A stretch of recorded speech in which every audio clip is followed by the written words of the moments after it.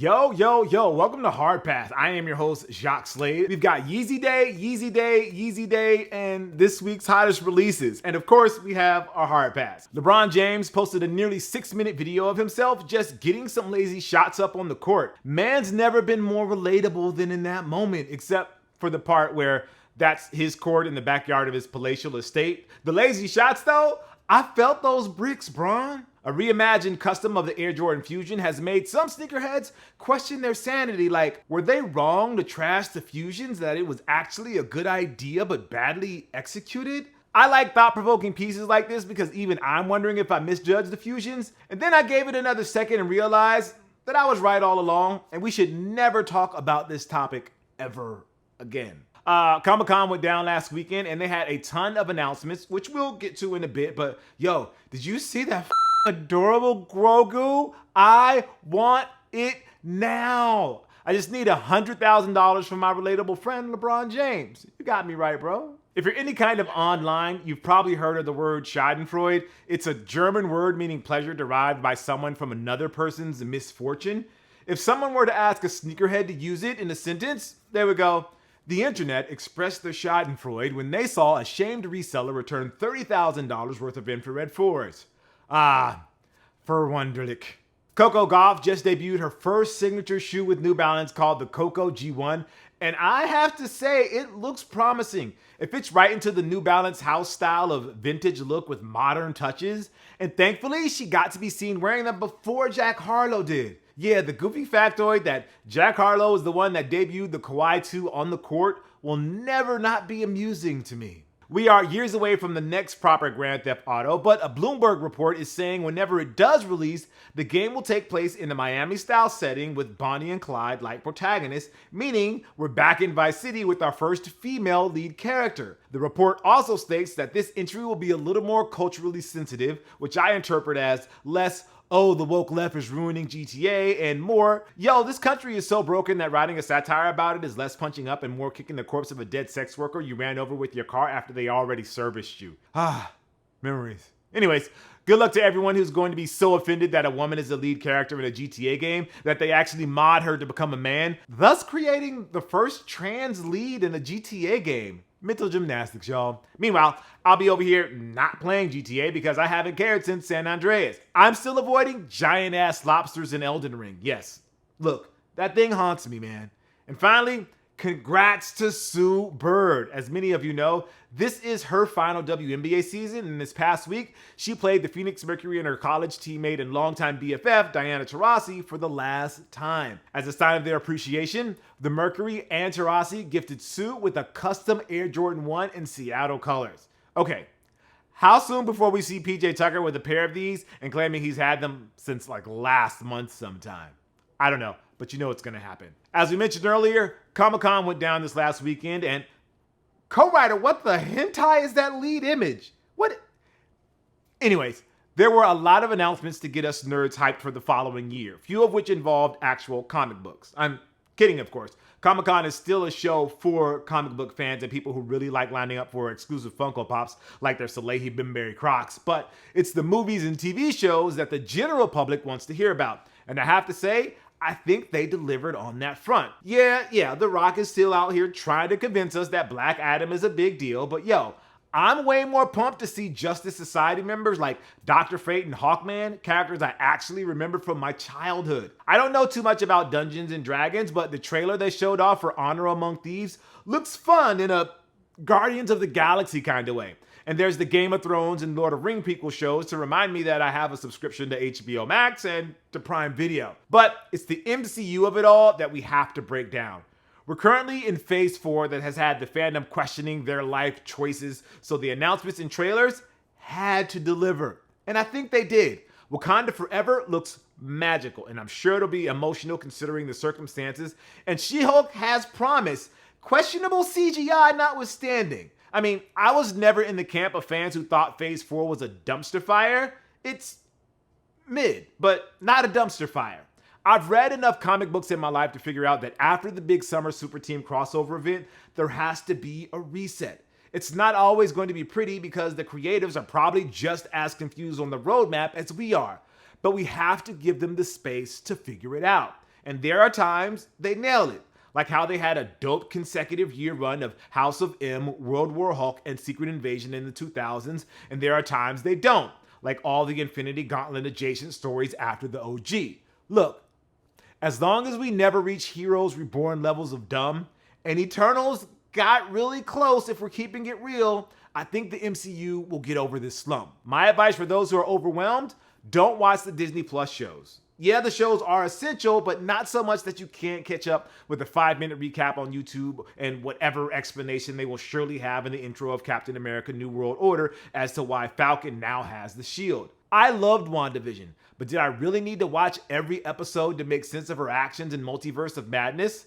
I probably would have said yes right after the movie, but in hindsight, all you need to know is that the world has been doing her dirty for a while now, and she's doing what she feels is right for her. And okay, look, I'm being intentionally vague because I don't know what the spoiler embargo is, so forgive me.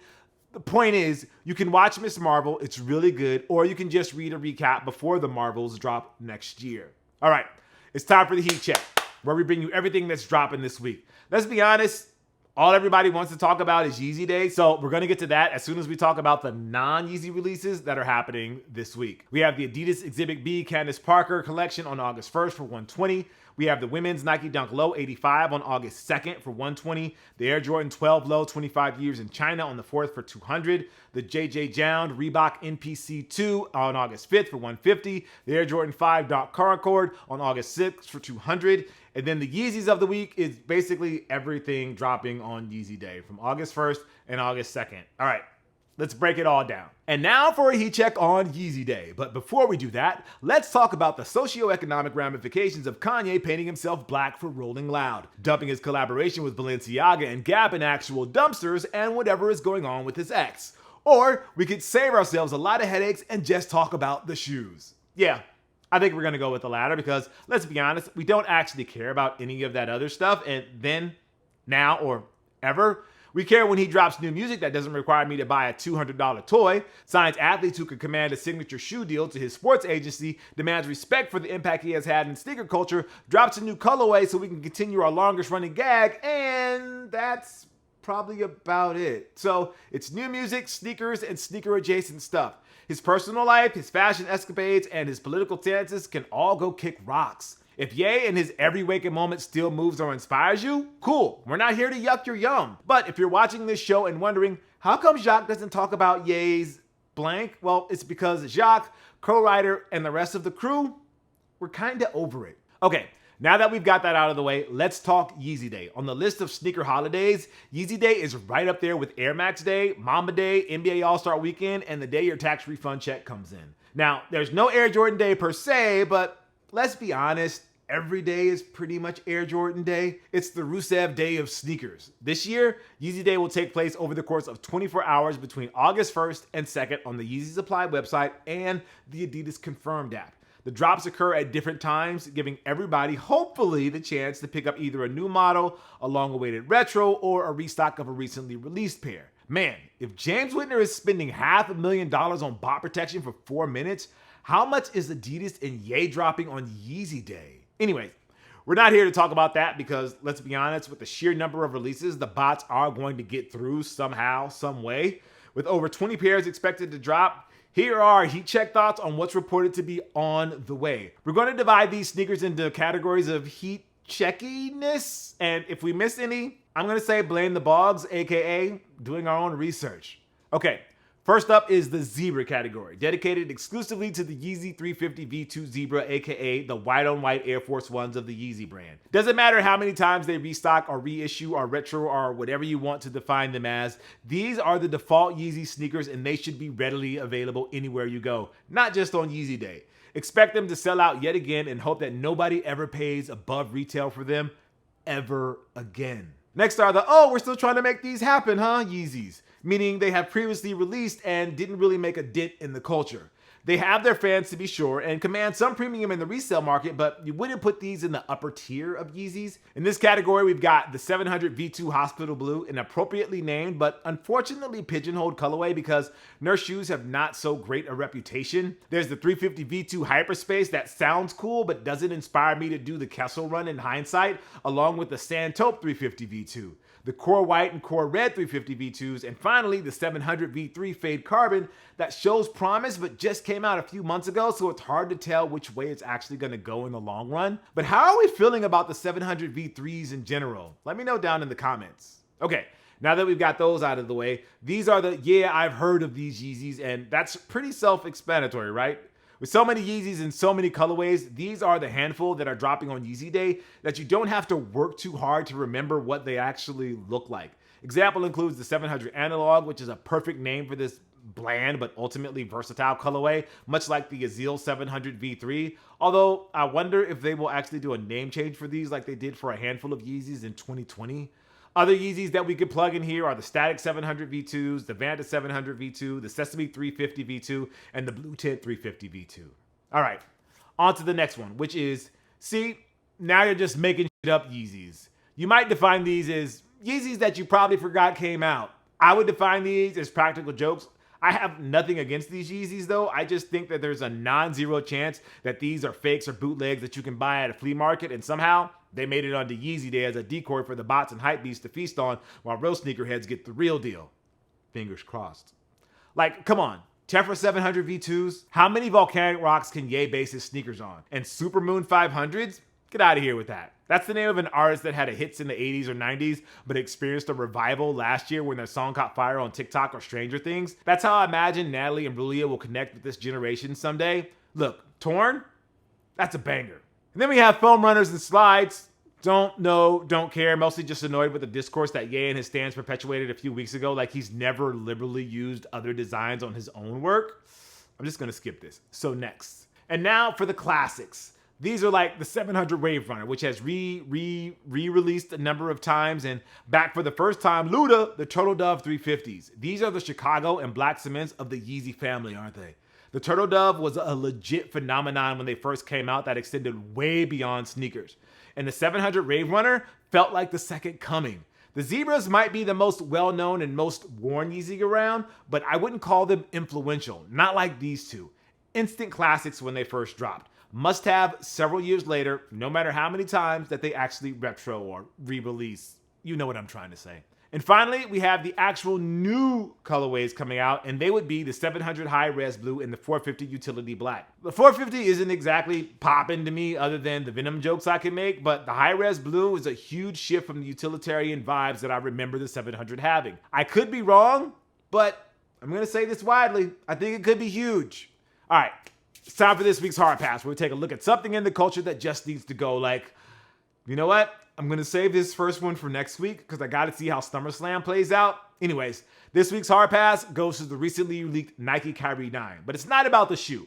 We'll have plenty of time to dissect that once we see official images. It's more about what they actually represent. As everybody knows by now, the Kyrie 9 is likely the final sneaker in Kyrie Irving's partnership with Nike. Between the drama that surrounded last season's Nike Kyrie Infinity, the day-to-day uncertainty of Irving's NBA career, and let's be honest, the culture not caring about basketball shoes at the moment, the 9 feels less like an event sneaker and more of a final flicker for a light that burned so bright once upon a time. Like, remember when Kyrie debuted the Kyrie Run and how pumped Nike was to have arguably the most popular young player in the league? Since he was a generation younger than LeBron and Kevin Durant, he was the people's champion. The kids loved how skillful he was with the ball. Parents loved that his shoes were affordable relative to LeBron's, KD's, and Kobe's. And the sneakerheads were still in their phase of wearing Nike Elite socks and missing Hooper shoes with jeans. It's not a hot take to say that you're more likely to see a Kyrie over a LeBron or a KD both on and off the court. It was just facts. But as the years went along and the sneaker game got more casual and dunks and ones became more and more prevalent, Kyrie's stock dropped with every entry to his catalog every year. There is hope on the way though, because Kyrie's likely exit opens the door for a new star like Ja Morant to hang with LeBron, KD, Giannis, and new Nike basketball signature athlete Elena Delle Donne. And it lets Kyrie be full Kyrie with this next shoe deal. Letting Kyrie cook might not always be the best solution, but I'm curious to see the sneaker that actually results from it. All right. That's going to do it for the show today. I want to say thank you for watching Hard Pass. I am Jacques Slade. I'll see you next week. If you'd like to possibly be featured in a future episode, call us at 818-493-9325. Leave us a short message, your social media if you want, no more than 30 seconds. All right, I'll see you guys next week. Peace.